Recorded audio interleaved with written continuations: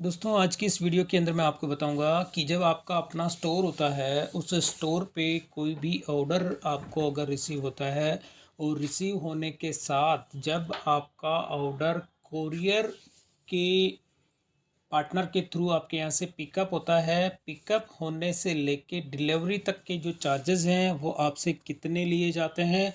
और इसके साथ ही कोई ऑर्डर अगर आरटीओ ऑर्डर होता है तो उस केस में आपके स्टोर पे जो ऑर्डर आपको रिसीव हुए हैं उनके क्या क्या चार्जेस आपको पे करने होते हैं।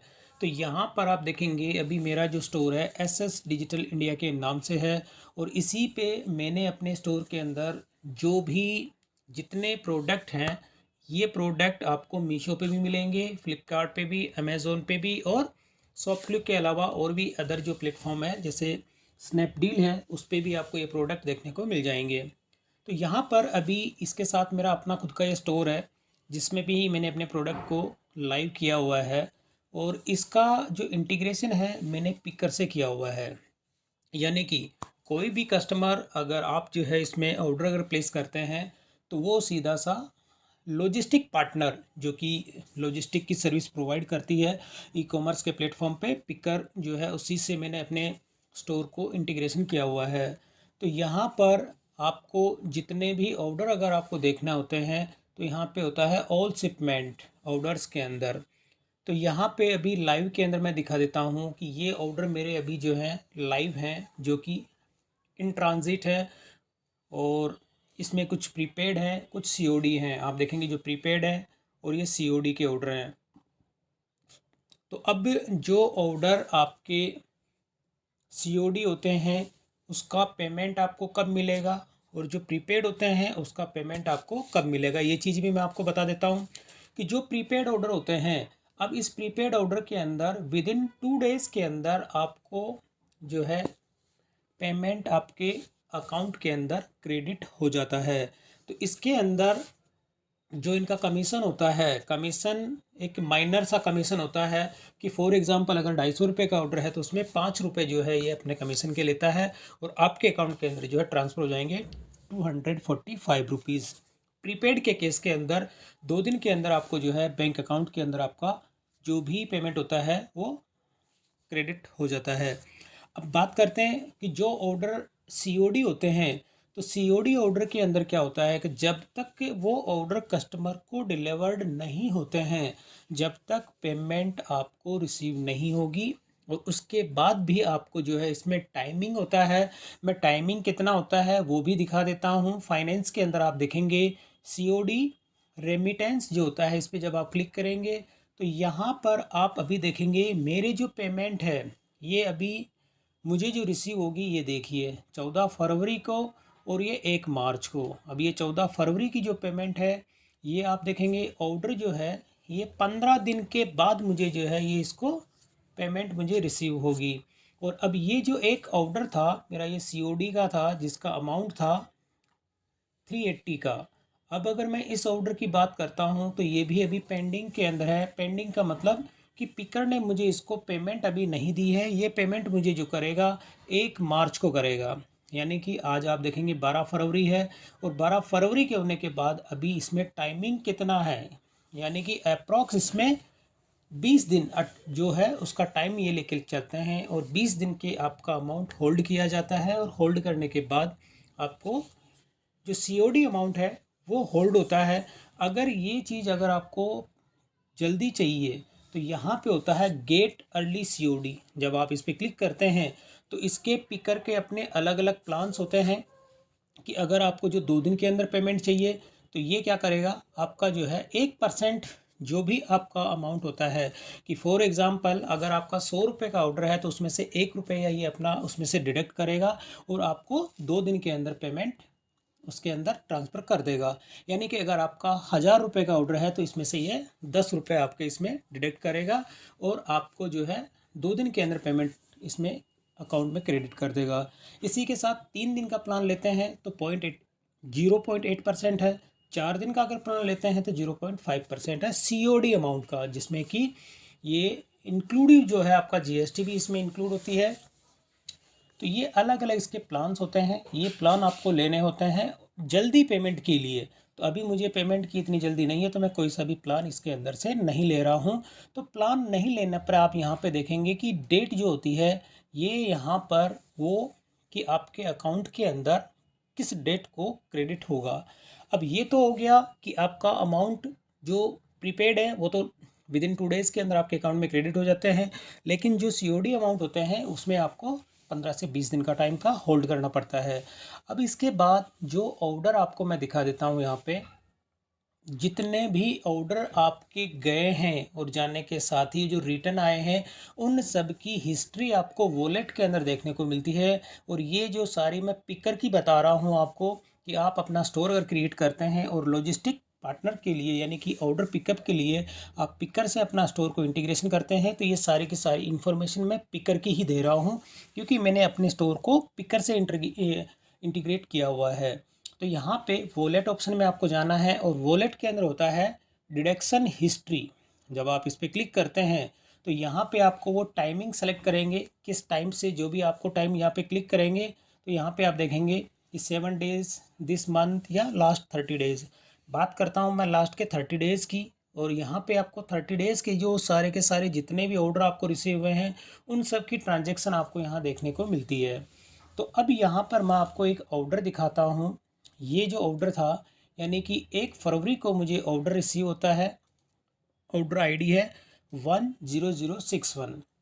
यहाँ पे है इसका ऑर्डर अमाउंट आप देखेंगे कि deduction for placing the order यानी कि 214 रुपये 76 पैसे का ये ऑर्डर था, यानी इसके मेरे शिपिंग चार्ज लगे हैं। अब वो कौन सा ऑर्डर था वो भी मैं आपको दिखा देता हूँ। जब मैं यहाँ पे सर्च करता हूँ, सर्च के अंदर फर्स्ट नंबर पे ही आप देखेंगे अपोलो फार्मेसी की जो ये वेट मशीन है।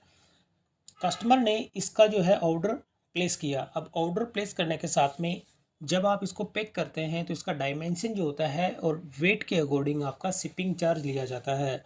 तो अब इसका जो शिपिंग चार्ज यहाँ पे आप देखेंगे, यहाँ पे 214 रुपये 76 पैसे जो था ये शिपिंग चार्ज इसमें ऐड हुआ है। और ऐड होने के बाद अब इसके अंदर जब कस्टमर की तरफ से इसको मतलब कस्टमर ने इसको एक्सेप्ट नहीं किया, नहीं करने की वजह से ये आरटीओ हो गया। आरटीओ का मतलब होता है कोरियर रिटर्न। तो अब यहाँ पर आप देखेंगे कि ऑर्डर आईडी यही है 1061 और ये वाली आईडी है 10061। यानी कि 1 तारीख को ऑर्डर प्लेस किया, उसके चार्जेस आप देखेंगे कि 214 रुपये 76 पैसे लगे।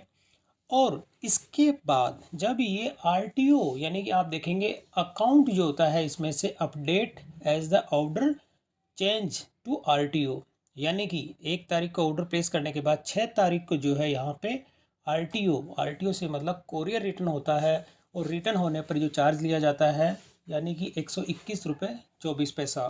तो अप्रॉक्स अगर आप देखेंगे कि इस केस के अंदर ऑन एन एवरेज अगर मैं मान के चलूँ तो आपको 240 रुपये 14 रुपये तो यहाँ पे आपको ये लग गए और 121 रुपये ये हो गए।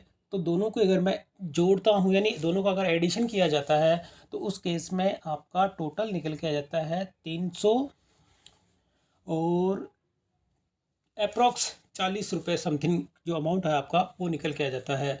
तो इस तरह से करके 300 प्लस आपका जो है शिपिंग चार्ज इसमें लग जाता है। अगर ये आरटीओ नहीं होता तो उस केस में ये जो चार्जेस हैं वो आपको पे नहीं करने होते हैं। ये आरटीओ के केस में यानी कि 2 साइड के जो शिपिंग चार्जेस होते हैं, आपको ऑर्डर रिटर्न के जो चार्जेस होते हैं वो इसमें से लग जाते हैं। तो ये एक बेसिकली आपके माइंड के अंदर ये चीज़ क्लियर होनी चाहिए कि कोई भी अगर स्टोर आप अगर अपना क्रिएट करते हैं, क्रिएट करने के साथ में जो उसके शिपिंग चार्जेस होते हैं ये डिपेंड करता है कि आपका ऑर्डर छोटा है या बड़ा है और कौन से स्टेट में जा रहा है। अगर लोकल आपका है, लोकल से मतलब होता है कि जिस स्टेट के अंदर आपका बिजनेस है उसी स्टेट के अगर आपको ऑर्डर रिसीव होते हैं तो उसके शिपिंग चार्ज भी कम लगते हैं और उसके आरटीओ चार्जेस भी आपके कम लगते हैं। बट अगर आपके लोकल स्टेट के अलावा अदर स्टेट के आपके ऑर्डर आते हैं तो उस केस में ये शिपिंग चार्जेस आपके पैकेट के डायमेंशन और वेट के अकॉर्डिंग कम और ज़्यादा इसमें होते रहते हैं। तो इसका भी आप इसके अंदर ऑप्शन है कि वेट कैलकुलेट कर सकते हैं, अपनी प्राइसिंग वगैरह सारे सारे फंक्शंस इसमें आपको देखने को मिलेंगे। वो सारे के सारे फीचर्स हैं। लेकिन बेसिकली मैं आपको यहाँ पे बताने का मेरा मकसद यही था कि अगर आप अपना स्टोर क्रिएट करते हैं तो उस केस में आपके शिपिंग चार्जेस और आरटीओ चार्जेस तो ये आपको दोनों साइड में पे करने होते हैं। और इसमें आपको जब भी कोई ऑर्डर आपको रिसीव होता है तो इसके डैशबोर्ड पे आपको ये रिचार्ज करना होता है। अगर आपका रिचार्ज नहीं होगा तो आपका ऑर्डर भी प्लेस नहीं होगा। यानी कि आपको अपने वॉलेट के अंदर अमाउंट रिचार्ज करना होगा। अगर ये अमाउंट आपको नहीं आप इसमें ऐड करते हैं तो आपका ऑर्डर भी प्लेस नहीं हो पाएगा, और प्लेस नहीं होगा तो आपका ऑर्डर पिकअप नहीं हो पाएगा। तो यानी कि और आपको इसके अंदर इतना अमाउंट रखना है कि जितने ऑर्डर अगर आपके जाते हैं और वो रिटर्न हो जाते हैं तो वो बैलेंस भी आपके इसके अंदर होना चाहिए, नहीं तो ये अमाउंट आपका नेगेटिव के अंदर चला जाता है। तो यहाँ पर आपको स्टोर के अंदर ये माइंड में रखना है कि कोई भी आपको जो ऑर्डर रिसीव होगा सबसे पहले आपको अपना वॉलेट के अंदर वो सफिशिएंट आपको अमाउंट रखना है कि जो कि उसके चार्जेस इसके अंदर लगते हैं। अगर नहीं होगा तो आपको इसके रिचार्ज करना पड़ेगा। तो ये कुछ बेसिक इन्फॉर्मेशन थी जो कि मैंने आप लोगों के साथ में शेयर की है।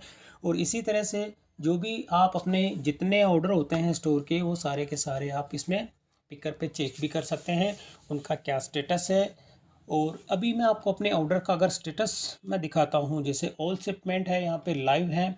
अब यहाँ से जो भी ऑर्डर है जैसे ये इन ट्रांजिट है तो ये आपको यहाँ पे ट्रैकिंग नंबर दिया जाता है। ट्रैकिंग नंबर के साथ में ही जब आप इस पर क्लिक करते हैं यहाँ पे जो ये ट्रैक शिपमेंट का ऑप्शन दिया जाता है, जब इस पर आप क्लिक करते हैं तो इसके अंदर आपको पूरा का पूरा सारी की सारी ट्रैकिंग आपको देखने को मिल जाती है कि इसके अंदर आपका ऑर्डर का क्या स्टेटस है।